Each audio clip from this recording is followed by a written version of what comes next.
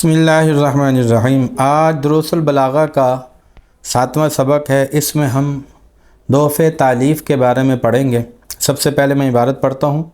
وضعف التالیف بھی پڑھ سکتے ہیں، ضعف التالیف بھی پڑھ سکتے ہیں، لیکن ضعف نہیں پڑھ سکتے۔ وضعف التالیف کون الکلام غیر جار علی القانون النحوی المشہور کالاضمار قبل ذکر لفظا ورتبة فی قوله جزا بنوه ابا الغیلانی عن کبر وحسن فعل کما یجزا سنمار۔ عبارت ہم نے پڑھ لی ہے، ہم ذرا اس کی تشریح کرتے ہیں۔ سب سے پہلے سوال جواب کی صورت میں تو اس عبارت سے متعلق جو سوال پیدا ہوتا ہے وہ یہ ہے کہ ضعف تالیف کی تعریف اور مثال بیان کریں۔ ایک یہ سوال ہوگا، اور دوسرا سوال یہ ہو سکتا ہے بھئی یہ جو شعر ہے اس شعر کی آپ وضاحت کریں۔ جزا بنوہ ابا الغیلان عن کبر وحسن فعل کما یجزا سنمار، اس شعر کی وضاحت کریں۔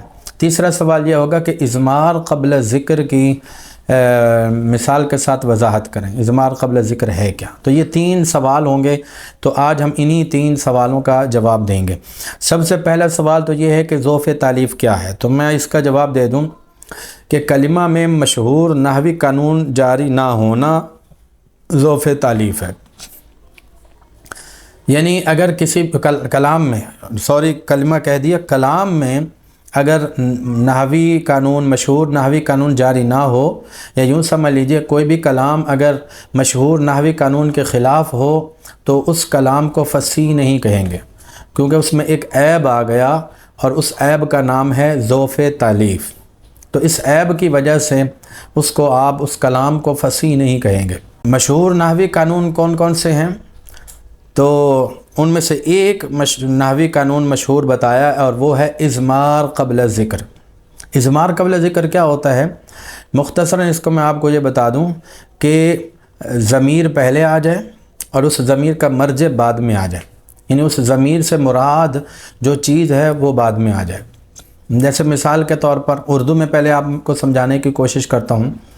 زید نے کھانا کھایا، پھر وہ مسجد کی طرف چلا گیا۔ اب یہ جو پھر وہ جو ہے نا، یہ ضمیر ہے، اور اس سے مراد کون ہے؟ زید، یعنی وہ کون؟ زید۔ تو زید کا ذکر پیچھے ہو چکا ہے، تو اگر زید کے پیچھے ذکر نہ ہوتے بلکہ پہلے وہ آ جائے پھر زید آ جائے تو ضمیر پہلے آ گئی اور مرجع بعد میں آ گیا۔ جیسے وہ مسجد چلا گیا، پھر اس نے نماز پڑھ، پھر زید نے نماز پڑھی۔ اب دیکھیں زید کا ذکر بعد میں ہو رہا ہے اور اس کی جو ضمیر ہے وہ پہلے لائی جا رہی ہے۔ وہ مسجد چلا گیا، پھر زید نے نماز پڑھی، تو زید کا ذکر بعد میں ہو رہا ہے، اس کی ضمیر جو ہے اس کا ذکر پہلے ہو رہا ہے۔ اس کو اضمار قبل ذکر کہتے ہیں۔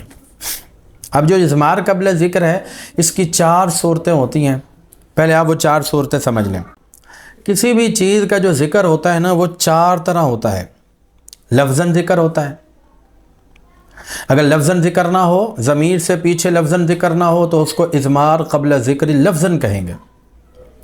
دوسرے نمبر پر کسی بھی چیز کا ذکر مقام اور مرتبہ کے اعتبار سے ہوتا ہے۔ اگر مقام اور مرتبہ کے اعتبار سے پیچھے ذکر نہ ہو کسی بھی چیز کا، میں مثال دیتا ہوں، تو اس کو اضمار قبل ذکری رتبتاً کہتے ہیں۔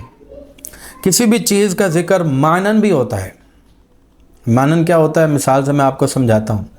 تو اگر معنن پیچھے ذکر نہ ہو اور ضمیر پہلے لائی جائے تو اس کو اضمار قبل ذکری معنن کہتے ہیں۔ اسی طرح کسی بھی چیز کا ذکر حکمن بھی ہوتا ہے، پہلے حکمن ذکر ہو گیا پھر ضمیر لے آئے۔ تو اگر حکمن ذکر بھی نہ ہو، پہلے ضمیر آ گئی اور بعد میں ذکر آ گیا تو اس کو اضمار قبل ذکر حکمن کہتے ہیں۔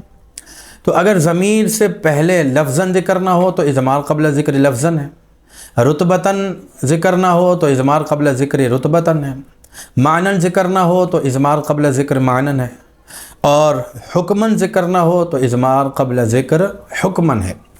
اب یہ 4 صورتیں ہو گئیں اضمار قبل ذکر کی۔ اب میں آپ کو مثال کے ساتھ سمجھانے کی کوشش کرتا ہوں۔ دیکھیں پہلی مثال ہے نصر زید غلامہ، زید نے اپنے غلام کو مارا۔ اس میں غلامہ میں جو ہو ضمیر ہے اس سے مراد زید ہے۔ اب زید کا ذکر پیچھے ہے، ضمیر کا ذکر بعد میں ہو رہا ہے، زید کا ذکر پہلے ہو رہا ہے۔ تو اگر ایسا نہ ہوتا، پہلے ضمیر آ جاتی بعد میں زید کا ذکر آتا، تو اس کو کہتے ہیں اضمار قبل ذکر لفظاً۔ اب آپ دوسری مثال سمجھیے، ناصر اخاہ خالد، خالد نے اپنے بھائی کی مدد کی۔ اس میں آپ کو ضمیر نظر آ رہی ہوگی، اخاہ کے اندر جو ہو ضمیر ہے نا وہ نظر آ رہی ہے۔ تو یہ جو ہو ضمیر ہے اس کا مرجع خالد ہے، اس سے مراد خالد، خالد نے اپنے بھائی کی مدد کی، تو ہو ضمیر سے مراد خالد ہے، اور خالد کا ذکر بعد میں ہو رہا ہے، تو یہاں پر اضمار قبل ذکر لفظاً ہے، ضمیر پہلے آ گئی، لفظ بعد میں آ گیا، تو اضمار قبل ذکر لفظاً ہے۔ لیکن وہ جو خالد ہے وہ فاعل بن رہا ہے، اور اخاہ مفعول بن رہا ہے، اور فاعل کا مرتبہ پہلے ہوتا ہے، مفعول کا مرتبہ بعد میں ہوتا ہے، تو یوں سمجھ لیجئے کہ یہاں پر خالد پہلے ہے مرتبے کے اعتبار سے، اور اخاہ بعد میں ہے،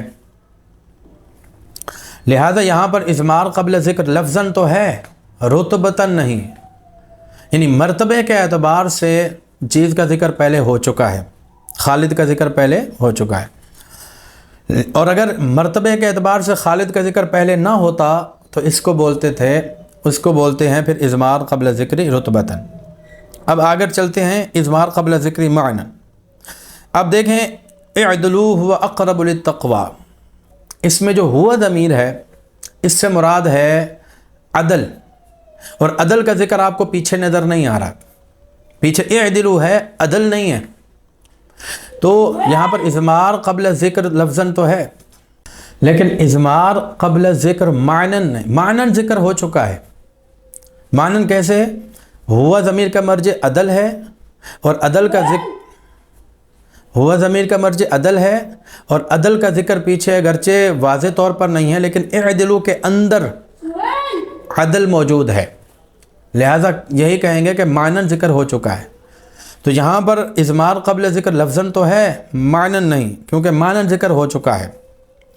اسی طرح آپ دیکھیں قل هو اللہ احد، ہوا یہ ضمیر ہے اور اللہ اس کا مرجع ہے، آپ کہہ دیجئے وہ کون؟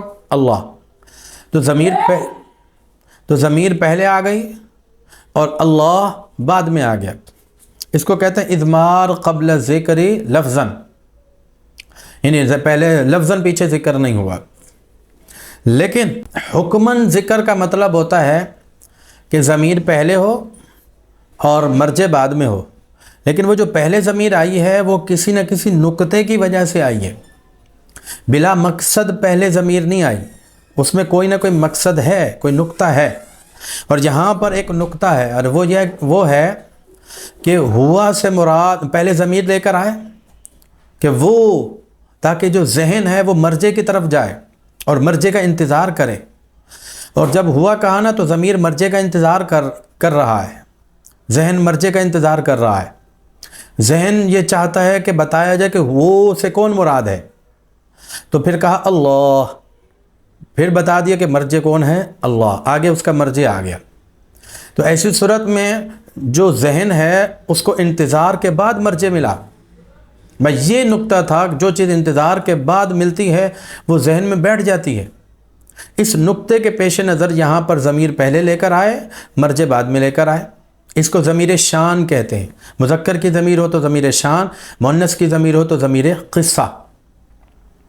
اب تو یہاں پر جو ہے وہ ہوا جو ضمیر ہے وہ ایک نقطے کی وجہ سے پہلے لے کر آئے، مرجع بعد میں لے کر آئے، تو یوں کہیں گے کہ اللہ کا ذکر حکماً ہو چکا ہے، پہلے ہو چکا ہے، سمجھ لیجئے، لہذا یہاں پر اضمار قبل ذکر حکماً نہیں ہے۔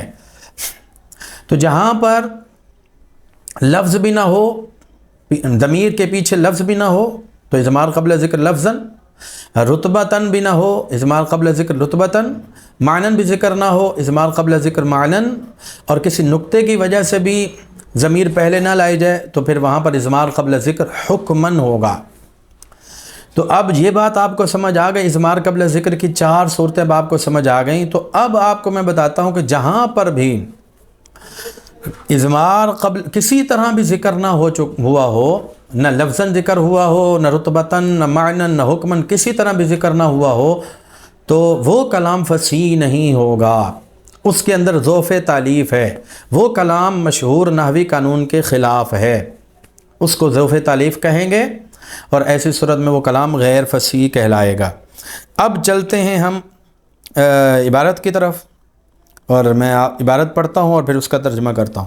وضعف التالیفی، اور ذوف تالیف، کون الکلامی، کلام کا ہونا، غیر جار، غیر جاری، مطلب کلام کا جاری نہ ہونا، علی القانون نحوی المشہوری، مشہور نحوی قانون پر، یعنی کلام میں مشہور نحوی قانون جاری نہ ہو، کالاضمار قبل ذکری، جیسے ذکر سے پہلے ضمیر لانا، لفظاً ذکر کس سے پہلے، رتبتاً ذکر سے پہلے، نہ لفظاً ذکر ہوا ہو نہ رتبتاً ذکر ہوا ہو، انہوں نے دو چیزیں ذکر کی ہیں، تو میں نے ایکسٹرا دو بھی بتا دیں، وہ بھی اسی کے اندر آ جاتا ہے، معناً بھی ذکر نہ ہوا ہو، حکماً ذکر نہ ہوا ہو۔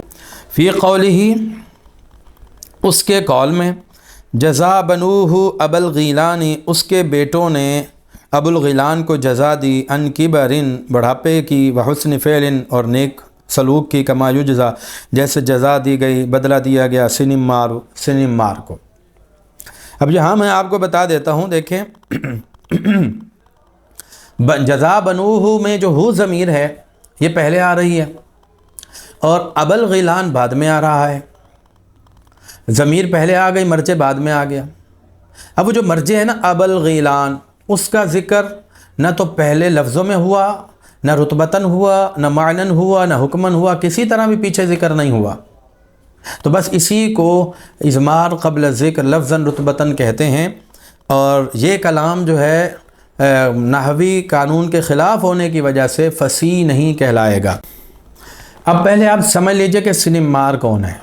سنم مار جو ہے نا، وہ ایک مستری تھا، رومی مستری، جس نے کوفہ میں ایک محل بنایا تھا نعمان کے لیے۔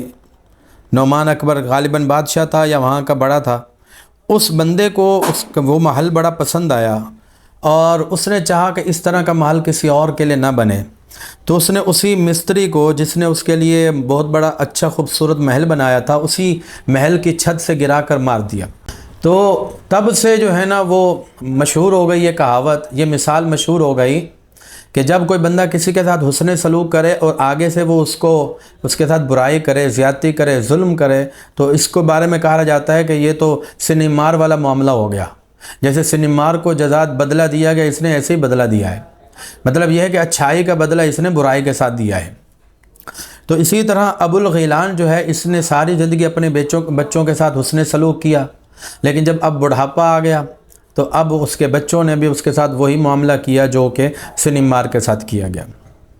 تو آج یہاں تک ہم نے ذوف تالیف کی تعریف اور مثال اور شعر کی وضاحت، اضمار قبل ذکر، اس کی صورتیں وغیرہ پڑھی تھیں۔ اگلی دفعہ ہم انشاءاللہ اگلے سبق کے اندر ہم نے تاکید کے بارے میں پڑھنا ہے۔ اللہ تعالیٰ ہم سب کو علم نافع عطا فرمائے۔